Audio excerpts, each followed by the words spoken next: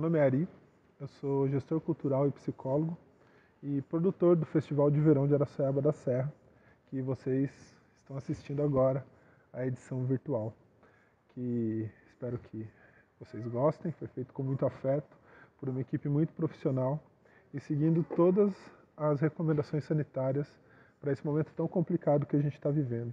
Então todas as gravações tiveram o distanciamento necessário, o uso obrigatório de máscara para a equipe, para quem não estava em cena. E antes de começar as apresentações desses artistas incríveis e desses espaços incríveis que a gente tem aqui na cidade de Araçoiaba, eu queria convidar vocês para conversar um pouco sobre cultura. Cultura, ela muitas vezes na nossa sociedade está sendo tratada como algo fútil, como algo secundário. E a minha ideia aqui é sensibilizar vocês a pensar a cultura como um lugar central na nossa existência enquanto sociedade. Porque a cultura, a arte, a criatividade, e falando da arte, né, que vem de ars, do latim ars, que significa o fazer humano, o produto humano, o produzir da humanidade. Então, assim, desde da ancestralidade desse conceito, dessa palavra, né, por mais que a gente esteja enviesando, né, numa centralidade eurocêntrica, né, majoritariamente branca, mas a ideia é que a gente dê um exemplo aqui de como esse processo funciona. Ela já vem no conceito do fazer humano, ela já vem num conceito de não ser somente uma expressão artística, secundária humana, mas vem como fazer humano.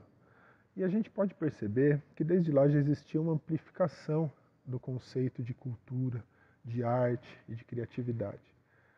Hoje, a gente percebe que esses três conceitos, né, de arte, de cultura, de criatividade, são compostos por três dimensões, basicamente. Uma dimensão é a dimensão simbólica, que é isso que a gente está falando, que é sobre o transbordar da palavra, sobre o que o ser humano faz quando lhe faltam palavras. É daí que vem as composições, as pinturas em tela, os outros processos artísticos que a gente conhece. E os processos criativos, né? Quando a gente fala do simbólico, a gente está falando de expressão de uma realidade, né? Expressão e produto de uma realidade. Eu canto, eu pinto, eu declamo, eu escrevo sobre o que eu vivo, né? E sobre como eu reflito aquilo que eu vivo. E nisso nos chama para a segunda dimensão, que é uma dimensão cidadã, uma dimensão política, numa concepção de que a arte, a cultura, a criatividade, elas são produtos de uma sociedade e produzem uma sociedade. Elas são reflexos do que a gente vive e elas são a ação desse reflexo, né? A gente pode pensar de diversas formas em momentos em que escolas artísticas ou movimentos artísticos ou movimentos culturais foram muito importantes para movimentações e para questões cidadãs, né? A gente está falando de direitos, né? A gente está falando de emancipação humana, né? Então a gente tem essa dimensão cidadã da arte, da cultura, da criatividade. Quando eu falo de dimensão cidadã e falo de direitos, eu estou querendo dizer da cultura não só como um direito de consumo, como algo que todo cidadão tem o direito de consumir, e toda pessoa, todo ser humano tem o direito de consumir. Eu estou falando também do direito de produção. Todo ser humano, inclusive segundo os direitos humanos da ONU, tem o direito de ser difusor de cultura, produtor de cultura. Então, a gente pode entender a cultura e o seu processo de produção como um direito humano fundamental. Uma outra dimensão que existe da cultura, da arte, da criatividade, é a dimensão econômica. E a dimensão econômica, ela se apresenta também de diversas formas, né? Ela tem o poder de alcançar os lugares e os contextos mais profundos. Não é muito difícil da gente encontrar um grupo de pessoas que se rentabilizam através de uma produção criativa, né? Seja no mais profundo do Brasil, de produtores familiares, né, de agricultura mesmo, seja em grupos de trabalho cultural. Portanto, a dimensão cultural é também um aspecto, uma dimensão muito importante desse tripé, né, desse tripé das três dimensões da cultura, da arte e da criatividade. Inclusive, um conceito que está muito em voga ultimamente é o conceito de economia cultural, economia criativa, né? Inclusive, 2021, segundo a ONU, é o ano internacional da economia criativa. Principalmente porque a economia criativa pode colocar a gente para repensar, e aí a gente volta para a nossa questão, para a nossa dimensão simbólica. Pode colocar a gente para repensar o nosso consumo, da onde que vem a roupa que a gente veste, a comida que a gente come, quem que faz, quais são os processos que estão envolvidos, né? A quem alimenta essa indústria, essa cultura, né? Ainda dentro de uma perspectiva econômica, dessa dimensão econômica, a gente pode colocar ainda por um outro viés, que é o viés do mercado mesmo, do mercado mais tradicional, digamos assim. Hoje, segundo dados do IBGE de 2018, cerca de 5 milhões de pessoas dos 200 milhões de habitantes do Brasil fazem parte dessa indústria, trabalham nessa indústria. Então, quando a gente pega o CD de uma banda, por exemplo, a gente, à primeira vista, pode achar que aquilo é um material simples, né? Mas existe toda uma cadeia, toda uma rede produtiva em volta daquele CD. Pois para aquele CD acontecer, os músicos precisaram aprender os instrumentos, comprar os instrumentos, precisaram de um estúdio para gravar, para ensaiar, precisaram de algum artista visual, de uma gráfica para criar a parte gráfica e imprimir aquele CD. Precisa de um processo de distribuição daquele CD precisa ser vendido de alguma forma, em alguma plataforma, fisicamente. Então, assim, o CD é só um exemplo de toda a cadeia produtiva que está envolvida a arte, a cultura e a criatividade. Uma outra questão econômica muito objetiva e prática da gente perceber é a questão do evento. Por exemplo, para falar disso, talvez eu tenha que me contextualizar um pouco onde eu estou. Eu estou numa quadra no Jardim Maria da Glória, aqui em Araçoiaba, onde acontecem, por exemplo, o Skate do Mato, que é um campeonato independente de skate aqui, como acontece a Feira do Produtor de domingo, numa rua aqui do lado. A gente está do lado do lago, um ponto turístico e também cultural da cidade. A gente pode dizer, por exemplo, que quando acontece o Skate do Mato, o bar que tem ali na esquina, a mercearia ali do outro lado, ele se movimenta, ele vende. Quando acontece a feira, é justamente a manutenção de uma rede econômica acontecendo. O evento, portanto, é uma questão muito importante para cidades que pensam sua cultura local. A gente sabe que quando acontece algum evento aqui na Praça de Araçoiaba, todo o comércio ao redor da praça e dependendo do tamanho do evento até de outros cantos da cidade se beneficiam desse consumo, né? Então, assim, partindo desse princípio, a gente começa mais uma vez a tirar a arte, a cultura e a criatividade de um lugar que a gente coloca às vezes como supérfluo, como perfumaria. É muito importante, muito incisivo na vida das pessoas, economicamente, simbolicamente e politicamente, dessa forma cidadã, né? Que é onde a gente se expressa.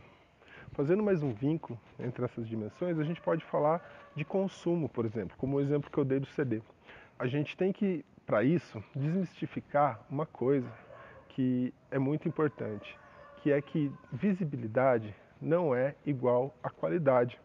Artistas que acabaram de se apresentar em programas dominicais da rede aberta, né, que atingem uma massa muito grande, milhões de pessoas, não necessariamente são de melhor qualidade do que os artistas locais, do que os artistas da cidade. E daí a gente pode pensar de novo em consumo. Quais são os artistas que eu estou consumindo? Ok, eu consumo os artistas nacionais, os artistas internacionais, mas eu consumo os artistas da cidade, né? O Strokes, por exemplo, uma banda de rock internacional super conhecida. É uma ótima banda. E, ok, ela é muito importante mesmo que de alguma forma esteja no imaginário. Mas por que ela exclui, tá, por exemplo, o Midnight Order, que é uma banda da cidade, que vocês vão ver daqui a pouco, que não perde em qualidade. É uma outra linguagem, talvez, mas não perde em qualidade. E talvez o que a Midnight Order fala se aproxime muito mais aos interesses e às vontades e os desejos da juventude aqui da cidade, pois são pessoas praticamente vizinhas, né? Então percebe, a cultura na sua dimensão simbólica tem uma possibilidade de evolução humana muito grande, porque é através da cultura que a gente entra em contato com a diversidade, com o que é diferente, com o que é novo, com o que talvez a priori seja até esquisito e estranho, mas que depois a gente perceba a identidade daquilo. E cultura é isso, cultura nos sensibiliza para isso, para que a gente possa ser mais tolerante, e mais do que tolerante, a gente possa coexistir e possa aceitar as diferentes formas de se realizar no mundo. Continuando então nessa dimensão simbólica, falei de como a cultura pode nos evoluir no nosso contato com a diversidade. Eu acho que um outro viés que a gente pode olhar e que principalmente está muito presente nesse momento que a gente está vivendo de pandemia é que a cultura, de uma forma simbólica, ela nos salva, né? Quantos de nós nesse momento de isolamento total, nesse momento em que precisamos realmente nos resguardar, não aliviamos esse problema assistindo uma live, lendo um livro, assistindo uma série, ou uma peça de teatro na internet, as diversas formas que a rede nos propicia de entrar em contato com a arte, com a cultura e com a criatividade, né? Quantas vezes, inclusive, de ser difusor de cultura pode nos ter ajudado, né? Quantas vezes escrever, talvez pintar, né? Ou talvez contar uma história possa ter nos ajudado a aliviar a tensão que está sendo esse isolamento, a tensão humana que a gente está vivendo com a presença desse vírus e dessa pandemia que a gente está atravessando. E continuando nesse nosso contexto da pandemia, a gente também pode pensar na cultura como uma grande transformadora desse momento, né?